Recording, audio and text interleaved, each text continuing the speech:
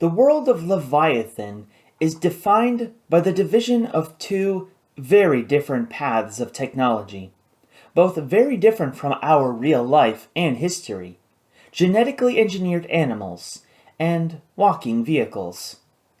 The hook for the world was actually presented as a question: do you oil your war machines or do you feed them? Outside the aesthetics of mutant creatures as beasts of war, or machines with the stature and presence of beasts, the study of war and how it works points to several interesting dynamics and implications for the people of this world that's reflected in their technological divide. In certain ways, whether you oil or feed your war machines speaks to larger factors at play in the societies of the world of Westerfeld's Leviathan. The society that most closely matches our own in terms of technology is the clankers, and their transportation based around machines using animal limbs like legs. Instead of our real-life development of wheeled and tracked vehicles, the clankers invested their development, technology, and industry into mechanical legs driven by engines, powering pneumatics, in such a way as to mimic the legged locomotion of animals. Instead of more specialist vehicles using legs, like in our real-world history, for the clankers, even the most basic form of transport, the humble truck, gets legs, to say nothing of larger stormwalkers and land dreadnoughts. Such a thing can be considered intriguing because, for us in our modern world, to accomplish the same, we'd need a significant investment in materials, mechanisms, design, and especially control systems and maintenance for all the disparate parts working together. Our real-life transportation is dominated by the use of wheels, powered by engines and controlled through transmissions, axles, gears, and rotating joints, such that we get the right balance of performance, mileage per unit fuel consumption, and ride comfort. Based on what we see in story, the locomotion of clanker vehicles is also engine-driven, but diverts significantly with the use of gears and transmissions to actuate pneumatics, not just in cycle, but also in sequence, to drive the limbs in the same way as people and animals walk. This largely holds whatever the body plan of legs, their number, and arrangement. Unlike real-life wheeled vehicles, changing a walker's locomotion is not simply a matter of changing wheel speed and torque, but changing the unique limb motions that factor into stride length, height of foot lifting, and the shifting of weight between limbs up and down, forward and back, and side to side. It's a complex series of maneuvers for each individual part of each limb in relation to the other limbs and the desired motion that demands transmission systems that can accommodate and adapt to this complexity. A uniquely fantastic proposition, especially without electronically actuated and computerized controls. The presumed advantage of legged vehicles versus wheeled or tracked vehicles is the ability of walking vehicles to step over uneven terrain, bypassing the need for extensively prepared roadways to accommodate wheels. This advantage is roughly analogous with tracked vehicles, which wrap a line of wheels on a vehicle's sides in a continuous track, such that the weight of the vehicle is distributed over a larger area, reducing ground pressure and reducing the chance of a vehicle sinking into soft, loose ground, stopping them. What makes legged vehicles rare in real life, and thus fantastic, and tracked vehicles less common and more specialist in real life, is that the energy needed to actuate limbs and turn larger masses of wheels and tracks is energy not used to propel the vehicle forward. It's not as efficient in real life, mass or energy-wise, as using wheels. Our real-life transportation is dominated by wheels on prepared roads that makes travel far more efficient, making our ability to live and work farther than we can walk ourselves possible. What we see in story is mostly limited by Alec's point of view and what he manages to see. Other than his two-legged Stormwalker, there are the land dreadnoughts Beowulf, 6 legs, and Hercules, 8 legs, Scout Walkers, 4 legs, a civilian combine harvester, 12 legs, and a couple of trucks, 6 legs. If we use the beginning of the story as a guide, as Alec acknowledges that a smaller walker moving on a trail will leave substantial footprints in that trail, maybe enough to impede foot and cart traffic, it is likely that for any roads in towns, walkers are not so commonly used, presuming they would tear up the prepared surface and disrupting the real flow of goods and traffic on good old-fashioned wheeled carts. If you took the load of a cart and replaced the wheels with a legged mechanism, not only is it less energy efficient for use on a road, it takes much more material just for the structural strength needed to stand upright, and more attention to maintaining its parts for wear and tear. After all, a vehicle's wheels support the vehicle at all times as it is rolling, but a legged vehicle has to periodically shift all the cart's weight, from the legs being lifted to those still grounded. For 2 legs, each one has to hold the whole weight. For more legs, the gait of the walking can reduce the load.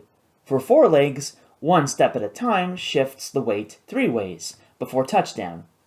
However, no matter how many legs you use or how small they are, they'll never be as light and efficient as round wheels. It's more plausible to assume that walkers are a more specialist type of transportation, reserved for particular jobs and particular prestige, and not a common replacement for conventional wheeled vehicles. Meanwhile, the dependence on horses and the lack of widespread use of internal combustion engines can help us infer a larger trend in clanker society, like the German and Austria-Hungarian empires, that the most significant technological developments are reserved first for military power, and the public has to make do the old-fashioned way. There might even be a preference for wealthy operators to use walkers and other mechanized equipment, if the singular walking combine harvester is any indication. Yet, to support walker-based military power, there would indeed need to be significant industrial base just to manufacture new and replacement parts, multiplied by the number of unique, non-interchangeable parts between vastly different forms of walkers. If that industrial base can't support more widespread use of walkers, then the ones that are used have to be supplied by more common means. In other words, think back to the Beowulf and her referenced horse stables on board. It's likely they're not just for scouting purposes, but also to help resupply the landship periodically. Despite the supposed domination of clanker military power by walking vehicles, it's more than likely that those are greatly outnumbered by conventional infantry, horse cavalry, towed artillery, and trains of baggage carts for resupply. In contrast to the clankers, the Darwinists went a distinctly different, altogether more fantastic route in technology, using genetic engineering to modify their livestock and create new animal species to specifically handle the tasks of transportation in peace and in war. Notwithstanding my personal lack of knowledge of biology in general, and genetic engineering in particular, there are certain aspects of technology via advanced livestock that can point to certain features of Darwinist society, and how they support their own war effort. First of all, depending on livestock for all a society's industrial and military needs would certainly require perfecting the feedstock to keep the animals performing to proverbial specification. As a complementary requirement, dealing with the livestock excrement would be very important, lest the streets be paved with feces. Since the story doesn't describe the extent of road coverage, we can presume that excrement is somehow processed for easier disposal, one way or another. When answering the question of how do you feed your war machines, if they eat the same crops as people, then food production would have to be balanced between feeding people and the livestock. If the crops consumed are different between the two, then there would have to be a balance in land use for the different crops. Another possibility is the Darwinists can take advantage of their fantastically advanced genetic engineering to breed not just livestock to efficiently metabolize the special feed and leave minimum waste, but also breed crops that would be ideal for feeding them. After all, we do see in story that wood used on the Leviathan airship is fabricated. There may very well be genetic engineering not just for animals and wood for construction, but also for food crops that are compatible with the fabricated beasties, so that they have the energy to do all the work required of them, and a small enough amount of waste as to not cause anyone to slip up. Where warfare is concerned, however, the Darwinists still seem to use the same bullets, guns, and high explosives as their rivals for the most part, including the real-life Maxim gun. Even more specialist weaponized beasties use metal darts for attack. And despite rejecting mass industrialization based on coal, steam engines, and mass production, the Darwinists would still need to process minerals into metals for such weapons, even if it doesn't dominate the center of London anymore in story. As Darren saw in London from Above, even the bricks have to be cured in a high-temperature kiln somehow. Unless the Darwinists have beasties that can process minerals into metals at high temperatures, it's safe to assume they would use their genetic engineered livestock for transportation and motive power. Imagine a hamster wheel writ large. And leave their industrialization more specifically for metal components and devices. Even the Leviathan, where weight and space is at a premium, had a room full of hardware.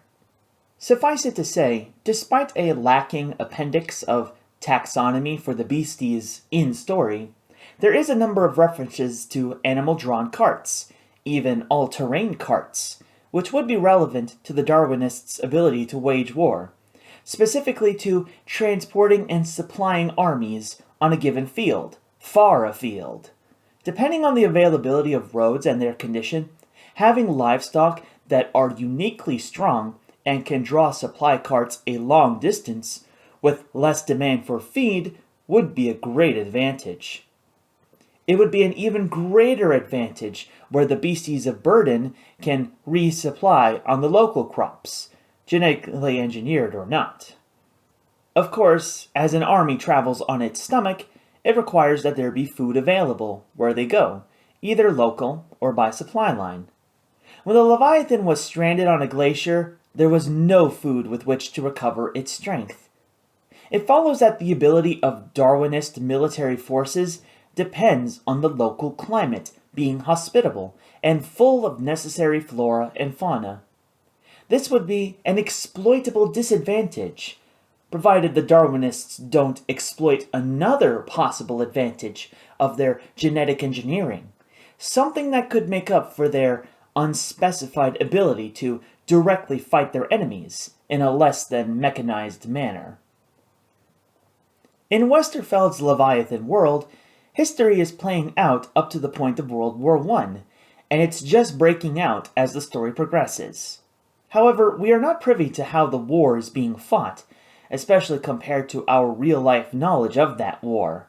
Largely static front lines, with defenses of barbed wire and machine guns, fit to wipe out waves of charging humans, and artillery massed and fired to try and break these defensive lines. In real-life World War I, the war's nature changed a great deal in just that 4 years. That everything anyone thought they knew of war before was entirely upended. masses of infantry and cavalry firing and maneuvering was blocked by defensive lines of fortified trenches and obstacles and static rapid-fire weapons, as well as massed artillery for both offensive and defensive fire. Battles at sea went from the domination of heavily armed and armored cruisers and dreadnoughts to being subverted by submarines attacking merchant ships supplying the war effort.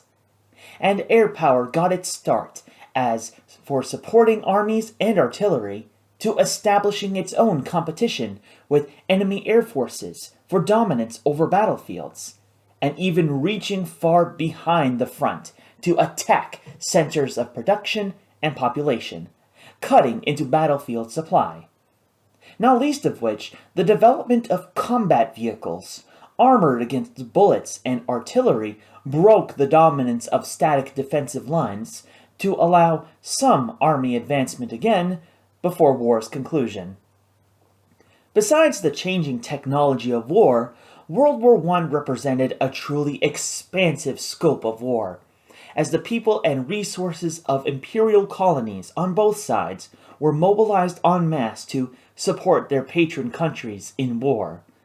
No longer would military power be based solely on leadership by an empire's nobility or aristocracy, but now on the masses of commoner soldiers, forced to face fearful odds to survive the new battlefield, even before considerations of valor and victory. As to how World War I plays out in Westerfeld's written world, what we can infer depends mostly on the weapons displayed throughout the story, and objects in-universe depicting the militarism of the era. Specifically, as an example, Alec's toy tin soldiers. There is still infantry, there is still horse cavalry, there is still artillery, with either walking legs or being towed, and there are rapid-fire weapons, Maxim guns, air guns, and Spandau counterparts. As for the rest, we don't actually get to see how a front line looks in this written world. We can only make educated guesses based on possible different decisions available to the Darwinist and Clanker factions. The two sides might still make use of trench warfare for defense, as it's still useful for protecting men and weapons fit to repel waves of assaulting men or beasties, and obstacles that make enemies into easier targets are also a bloody useful investment. However, if we presume that beasties might be considered for battle, the question is, how? There's certainly more that can be done with them than presumably devouring deserters, as Alex first mused. Apart from being used as draft animals to keep lines of supply going, and presuming beasties can be engineered to resist the bullets and artillery bursts, then larger beasties can make good platforms for battlefield surveillance, as mobile fortifications, or as mobile posts for fire support, whether sniper, machine gun, or artillery. Imagine mortar artillery that can take advantage of the lifting capacity of large terrestrial beasties. If the Darwinists can take advantage of real creatures' abilities for hunting prey, they don't have to limit themselves to larger creatures as weapon platforms. Canines or felines can navigate varied terrain and obstacles to reach into enemy territory, to harass soldiers, steal resources, target high-ranking individuals, and in general cause chaos. Even reptiles can be utilized to sneak around through the lines and take advantage of woods or wetlands, to ambush enemies and disrupt operations, forcing enemies into surviving an impromptu creature feature horror show. And birds, bats, and flying bugs not only can directly attack enemies from the air, but can also deliver payloads to the enemy's rear areas. And those payloads need not be explosives, but can be creatures of pestilence to spoil the foods and medicines of a non-Darwinist military. Even on the sea, whales, dolphins, or even non-extinct sea reptiles can patrol the sea lanes and ports, protecting or attacking shipping, or transporting amphibious forces to enemy shores. If the Darwinists can even use genetic engineering to overcome the biological limitations on physical size, speed, and metabolism, it's entirely possible that they might fabricate creatures of truly mythological proportions and powers. Imagine griffins, fire-breathing dragons, and the explicitly shown kraken squid as just a few possible examples. Having animals as living weapons is not necessarily out of the question either.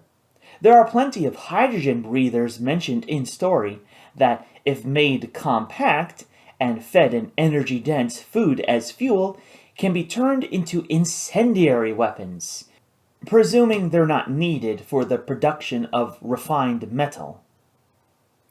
We don't see the full scale of what a Darwinist military power could utilize using genetically engineered creatures, but we do see one possible aspect implied by the ecosystem of the Leviathan airship. More than just carrying dart-barfing bats and acid net-spreading hawks, the flying whale ship also carries bees that harvest the nectar of flowers from whatever lands the Leviathan happens to be flying over. These bees produce the honey the Leviathan uses to produce hydrogen, in conjunction with the decomposing fecal matter on board, to keep the ship aloft. However, there's no reason to think that the bees are limited to local flowers. The bees' action of extracting nectar also takes pollen, not just from the local flowers, but also could transfer pollen from flowers very far afield from the local stock. That would mean that local flora can cross-pollinate and evolve under the influence of flora from areas the Leviathan had already visited and utilized. In combination with animal domestication, supplemented by genetic engineering, a principle of utilizing biodiversity as a weapon would be nothing short of revolutionary.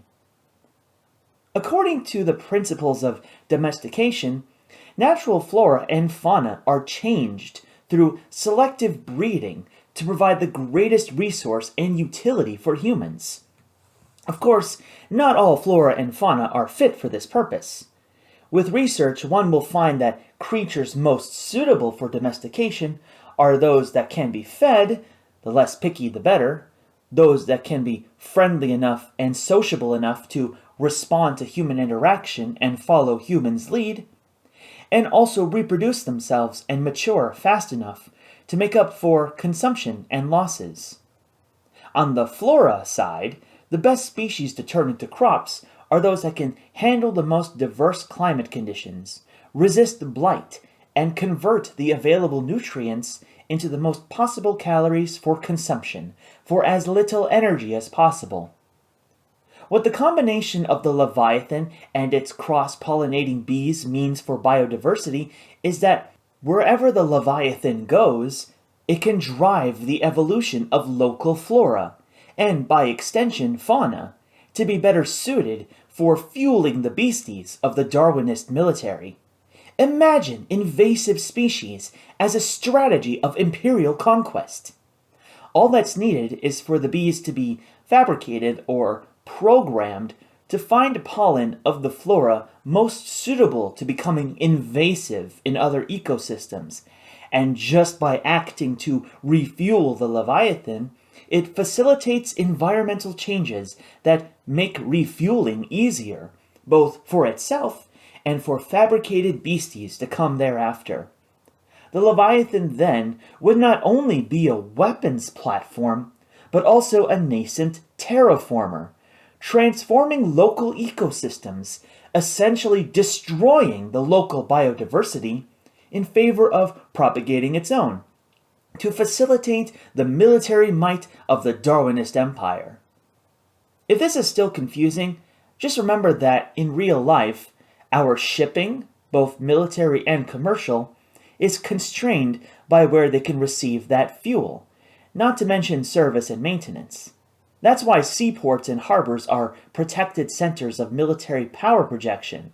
Where a ship can be fueled, political power, especially imperial power, can flow outward. Imagine a ship that can not only fuel itself wherever conditions are right, but can also leave behind the means to change an area to make refueling even easier over time. If a ship refuels itself by extracting oil from a certain region of ocean and ocean bed, then leaves behind something that produces more oil in its absence, while it may certainly wreck the local ecology, it then becomes a strategic resource for refueling shipping that helps project imperial power farther still. There is also a real-life example that exemplifies this strategy of propagating imperial power. When the real-life Spanish Empire was exploring and establishing colonies in the Caribbean Sea, Central and South America, wherever they landed, they brought along the humble, domesticated pig.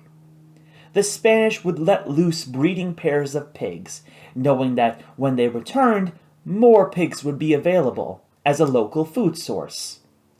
The pigs sustained themselves on the local ecology, which had no defense against the newly introduced predatory livestock, making pigs truly devastating invasive species. This also made the pigs devastating to indigenous people, long before Spanish settlers and conquistadors came to conquer and enslave them. Even in military operations, pigs were a convenient mobile food source, following the soldiers to feed the conquest.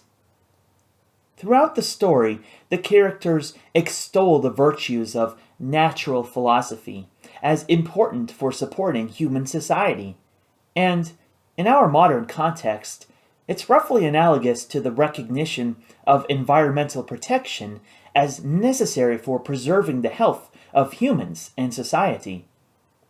In the context of Westerfeld's world, however, the genetically engineered creatures, just like domesticated creatures, are just as man-made and fabricated as the metal vehicles and weapons of their clanker rivals and enemies. The natural philosophy is not natural, but is just as much a tool of imperial conquest and power as any other mass-produced weapon. It just so happens that a menagerie or zoo in this world has much more in common with weapons research in real life. So, what can clankers do against weaponized biodiversity? We can mostly hypothesize that they'd have to leverage their industrialization to the largest extent possible to produce weapons, to kill beasties, and protect their supplies from attack by pestilence. While we may surmise that they still rely on infantry, horse cavalry, and artillery, the use of walkers and even larger land ships may point to certain specialist and maybe vital roles on the battlefield. Based on what we see of the Stormwalker, whatever the variety of vehicle plans, numbers, and arrangements of legs, clanker armored combat vehicles revolve around armor protection for crew and main weapon, the weapons themselves being heavy cannons and machine guns, fit for the blanket ruination mentioned in story. However, a major difference between clanker vehicles and real-life armored vehicles at the same time in history is that on smaller vehicles like the Stormwalker, we don't see their heaviest weapons in a full 360-degree turret. It means that Stormwalkers mostly threaten targets directly in front of them. This is distinctly different from real-life period and modern tanks with turrets designed to find and hit targets without turning the whole vehicle toward the target. It allows the crew to direct the tank into more advantageous covering terrain and to keep moving in a direction that keeps the tank ahead of enemy crosshairs. Meanwhile, a Stormwalker doesn't appear able to move sideways beyond its ability to change direction, and its gun mounting can't make up for that, so it is likely that Stormwalkers or similar vehicles operate in groups that form a line, roughly similar to infantry in a line, to engage enemies to the front, and depend on other units or lines to protect their sides and rear, lest enemies outflank the walkers to hit their blind spots and more exposed engines. If this is typical of clanker walking combat vehicles, then instead of maneuvering through and around enemy forces as we used tanks in real life, the walkers may essentially be mobile artillery platforms operating closer to the line and infantry, supporting them against enemy fortifications and defensive lines. Meanwhile, smaller walkers like the scout walkers might be useful as cavalry, but unlike horse cavalry, could utilize heavier weapons and some limited protection. Using their speed and tireless mobility, they can try to outflank enemies and bypass defensive lines to try and destroy supplies and other unarmored units behind the lines. However, considering that the appearance of these walkers is considered a new development, not in common knowledge, it's hard to parse what their particular roles would be. Of course, the biggest show of clanker military power are the giant walking land dreadnoughts, sporting the armored hulls and turreted guns of ocean-going dreadnoughts, and walking at heights that tower over period buildings and structures. They can walk over mountains, crush forests, and it seems they aren't particularly vulnerable to anything. We don't see how they fare under heavy artillery fire or Darwinist attack, so unless there are beasties dedicated to drilling and piercing through metal, the land dreadnoughts as presented would truly be invulnerable. Whether they would be militarily useful is another question entirely. In real life, invulnerable dreadnoughts never went on land. They made their presence felt on the world's oceans and waterways, but they rarely went unchallenged. Advances in naval engineering and weapons regularly targeted the supremacy of the all-big gun warships. These included torpedoes, torpedo boats, and torpedo boat destroyers, all of which could threaten dreadnoughts. Aerial bombs dropped from aircraft, which evolved into both precise dive bombers and low-level torpedo bombers, would become an existential menace to dreadnoughts, toppling them as the premier capital ship for power projection in favor of the aircraft carrier.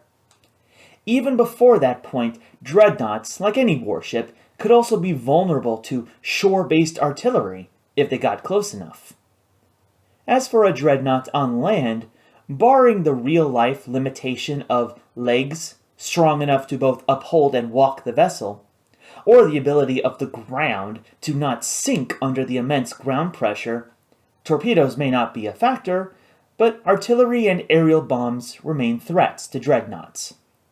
As for threatening targets, land-walking dreadnoughts can target armies and defenses the way a typical waterbound warship may target another ship or shore-based enemies, and in turn may place themselves closer to the water to threaten naval targets without getting wet itself. Just like real-life big-gun warships, however, aircraft can threaten them like other military units can't. Depending on designs and maneuvers, with enough aircraft and ordnance powerful enough, delivered precisely enough, eventually even the greatest, heaviest dreadnought can be destroyed. In our real history, the absolute heaviest, most heavily armed big-gun battleships, both designed to take on and wipe out enemy fleets, were both felled by mass aircraft attack, relentlessly dropping bombs and torpedoes until both were sunk. These were the Imperial Japanese battleships Musashi and Yamato. For clanker land dreadnoughts, we never see them in battle, so we can only presume how they would fare against land and airborne enemies. We could guess that their combat ability is at least as good as the ability of big gun artillery and machine guns to hit distant and close enemies respectively. At this point, both in universe and real life, anti-air artillery isn't the mass of explosive death it would be in the real-life Second World War. As for mobility, a land dreadnought need not keep moving in combat, except maybe to avoid a mass barrage of enemy ordnance coming at once, or to avoid enemies crowding around its feet and legs. However, the ability to deploy or redeploy a walking dreadnought could indicate a particular doctrine for land combat. Aside from chasing a lone stormwalker and a fugitive prince, a land dreadnought could be used primarily as a mobile artillery platform that can be positioned and repositioned at a moment's notice, minus the time it takes to start and warm up the engines. It would certainly explain why scouts are a major threat. They're the main way the dreadnoughts track targets. If the Clanker Power's artillery firepower is concentrated in their walking dreadnoughts, then their literal horsepower can be saved for other duties. Instead of towing artillery, they can tow supply carts. Depending on the range a dreadnought can walk and still come back to refuel, the range will determine whether it's deployed close to the front lines or can break through and penetrate deep behind enemy lines and literally stomp the rear. With enough range, land dreadnoughts could take the role of real-life tanks writ large, using their incredible mass in armor and firepower to break through defenses and allow allied units to assault and threaten areas behind the lines. Nothing short of massed artillery and aircraft bombardment could stop it, especially before lighter anti-armor weaponry can be developed to threaten a literal warship on land. There is a chance this is a true doctrine of in-universe land dreadnoughts. We see the 1,000-ton Hercules land frigate make its way from Austria-Hungary to Switzerland to menace the hero's final escape. So, what's stopping the Clanker Powers from literally inventing blitzkrieg over 20 years before real history? Again, barring the real-life lack of speed for a building-sized walking vehicle, for one thing, deploying one in preparation for a breakthrough would be extremely hard to hide. The enemy can see it coming and prepare the grounds where it may come with explosive mines. We see this in story as well. When Alec's retainers take the walker to rescue him, the Leviathan crew places explosives in the ground to at least knock them off their feet. With enough explosive power, the great legs of a walking warship can be damaged.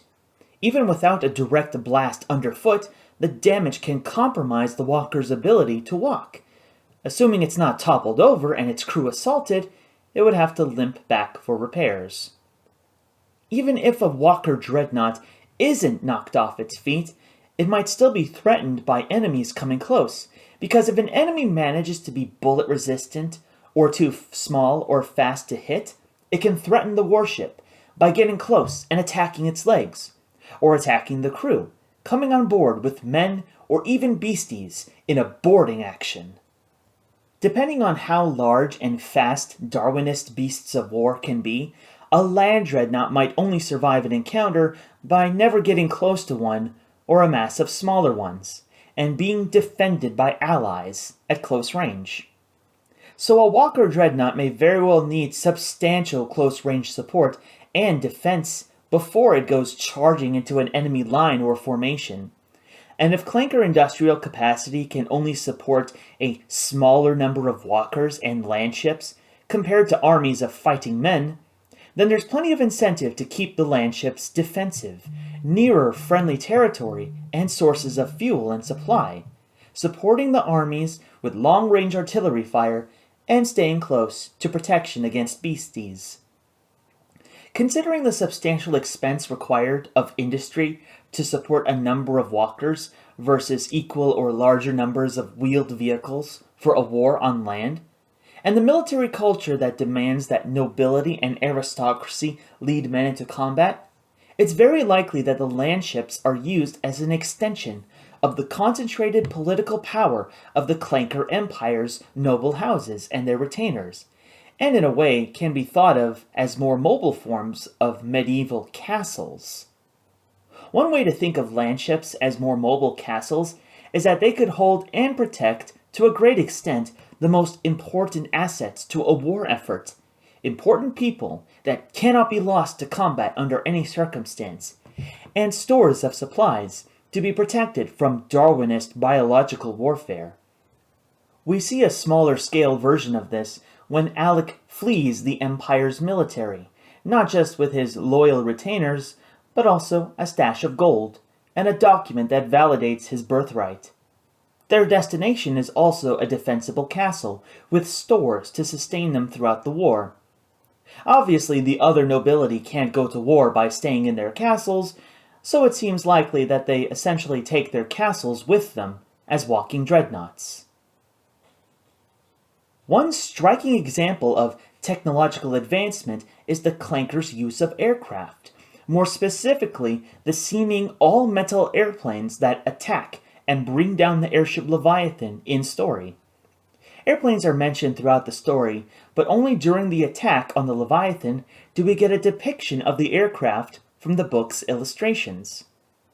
In real history, airplanes of the First World War were built of wooden frames, covered in treated cloth, and strengthened with exposed metal wiring to hold the structure taut through hard maneuvers.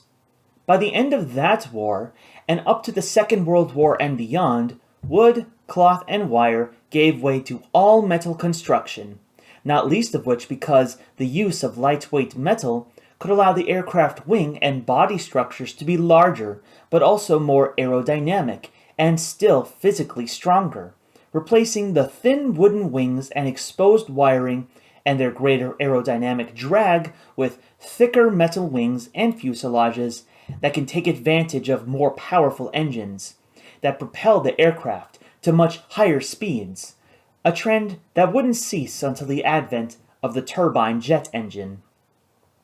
In story, we don't see any other similar types of heavier-than aircraft operated by either side of the oncoming war. The Darwinists don't seem to have aircraft besides their hydrogen-breather air beasts, and while the Clankers have their own Zeppelin airships, we don't see any other types of airplanes in detail. Whatever the progress of airplane development in-universe, how similar or different it may be from our real history, the presence of combat airplanes with aerodynamic, possibly all-metal construction points to an advanced state of aerospace technology for the Clankers.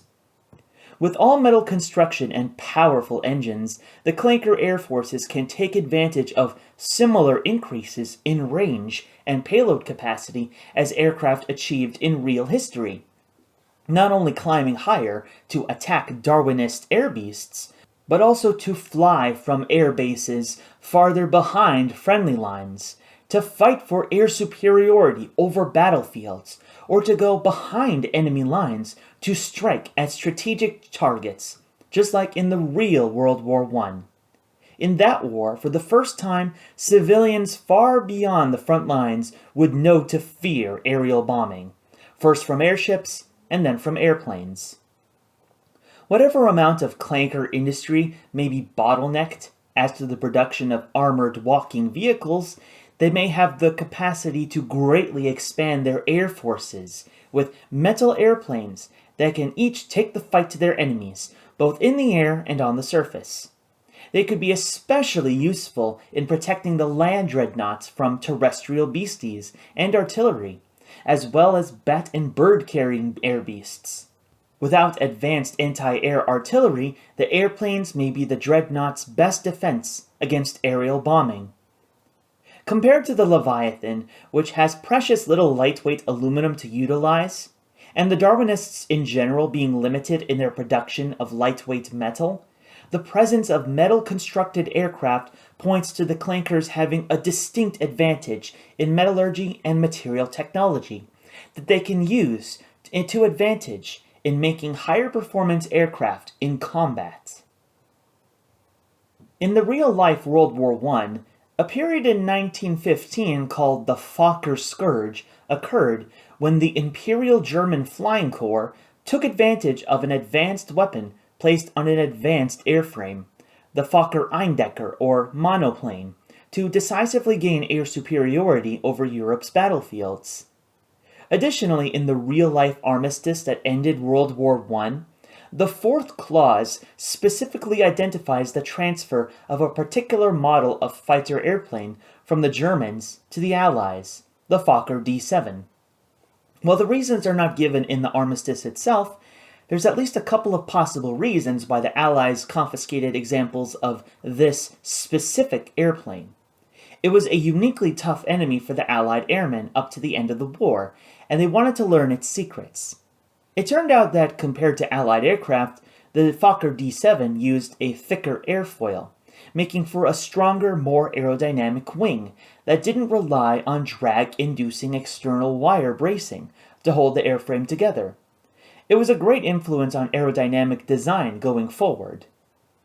In fiction, both historical, science, and speculative fiction, there's a recurring trope that enemy militaries, particularly Germany in the early 20th century, are always working on secret superweapons that can turn the tide of battle, and eventually of war, and that the heroes of the Allied nations must work quickly to stop them, lest they be overwhelmed by a superweapon being unleashed. Of course, in real life, military innovations and blunders are not confined to any one state or region, not even a little, and battles and wars can be changed and turned by surprising and unexpected factors, from the wondrous to the mundane.